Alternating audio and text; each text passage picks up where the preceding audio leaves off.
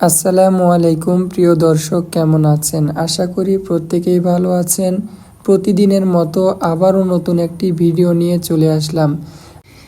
বাচ্চারা আমার থেকে আমড়া মাখা খেতে চেয়েছিল। আমি তাদের জন্য খুব সুন্দরভাবে আমড়াগুলো মাখিয়েছি, দেখতেই পাচ্ছেন, দেখেই খেতে ইচ্ছে হচ্ছে। তো আজকে হুজুর বাচ্চাদেরকে নিজ হাতে উঠিয়ে খাওয়াবে। আচ্ছা, এটা বাচ্চাদের জন্য আনন্দ, আসলে তেমন কিছুই না।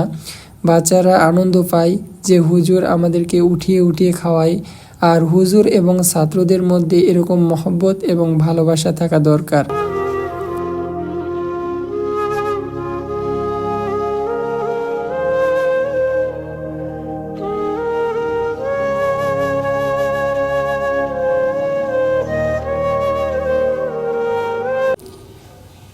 রাসূলুল্লাহ সাল্লাল্লাহু আলাইহি ওয়াসাল্লামকে বনি ইসরাইলের দুইজন লোকের ফজিলত সম্পর্কে জিজ্ঞাসা করা হলো। তাদের একজন ছিলেন আলেম, যিনি শুধুমাত্র ফরজ নামাজ আদায় করতেন, অতঃপর বসে লোকদেরকে উত্তম জিনিস দ্বীনি এলেম শিক্ষা দিতেন। আর অপর লোকটা ছিলেন আবেদ, যিনি সারাদিন রোজা রাখতেন এবং সারা রাত নামাজ পড়তেন। এদের মধ্যে শ্রেষ্ঠ কে? উত্তরে রাসূলুল্লাহ সাল্লাল্লাহু আলাইহি ওয়াসাল্লাম বললেন, এই আলেম যিনি শুধু ফরজ নামাজ পড়েন, অতঃপর বসে বসে লোকদেরকে উত্তম জিনিস অর্থাৎ দ্বীনি ইলম শিক্ষা দেন। তার মর্যাদা ওই আবেদের উপরে যিনি দিনভর রোজা এবং রাতভর নামাজ পড়েন ওই পরিমাণ।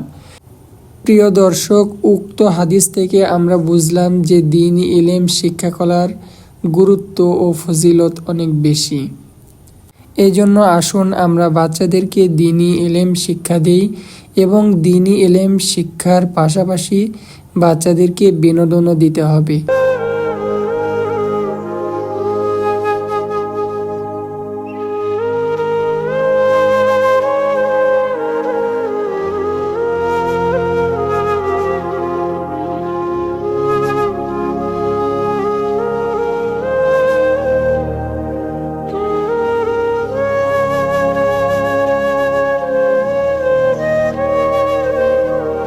আমি সবসময় চেষ্টা করি যে ছোট ছোট বাচ্চা, তারা মা বাবা রেখে মাদ্রাসায় এসেছে, তারা যেন আমার থেকে নতুন কিছু পায়। শুধু পড়াশোনা নয়, পড়াশোনার পাশাপাশি বিনোদন, খেলাধুলা, খাওয়া দাওয়া সব দিকে যেন ছোট ছোট বাচ্চারা আনন্দে থাকে। কারণ তাদের মন যদি আনন্দ না থাকে, মন যদি উৎফুল্ল না থাকে, তাহলে কিন্তু তারা মাদ্রাসায় থাকতে পারবে না। এজন্য আসুন পড়াশোনার পাশাপাশি বাচ্চাদেরকে বিনোদন দেওয়ার চেষ্টা করি।